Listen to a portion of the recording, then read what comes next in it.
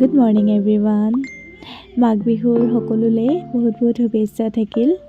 ময়ো ফুৰিব গ'লোঁ, ডিগবৈ ফুৰিব গ'লোঁ মামাৰ ছোৱালীজনীক লগ কৰিবলৈ। মামা মামীৰ লগতে গ'লোঁ। আহি আমি জগন্নাথ মন্দিৰ পালোঁ। মোৰ বহুত দিনৰ পৰা ইচ্ছা আছে জগন্নাথ মন্দিৰটোত আহিবলৈ, কিন্তু টাইমেই নাপাওঁ ইয়াত আহিবলৈ। আৰু আহি ডিগবৈ পালোঁ। ডিগবৈ আহি আমি হেৰিটেজ পাৰ্কত গ'লোঁ। ডিগবৈ বহুত ধুনীয়া আছিলে পাৰ্কটো। মই ফাৰ্ষ্ট টাইম গৈছোঁ, শুনি থাকোঁ ডিগবৈৰ পাৰ্কটো ধুনীয়া বুলি, কিন্তু যোৱা নাছিলোঁ। ফাৰ্ষ্ট টাইম গৈছোঁ, ভাল লাগিছে, বহুত ধুনীয়া। আৰু এইজনী মোৰ ভণ্টি হয় আকাংক্ষা, তাইকে লগ কৰিবৰ কাৰণে গৈছিলোঁ। গৈ তাত আমি ফটো চটো মাৰিলোঁ, তাইৰ লগত টাইম স্পেণ্ড কৰিলোঁ।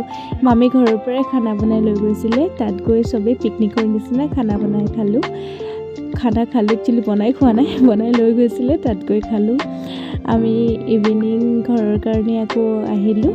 আহি আমি মৰাণত সোমালোঁ, তাত পানী পুৰি খালোঁ। বাই বাই, আকৌ দেখা হ'ব বেলেগ এটা ব্লগত।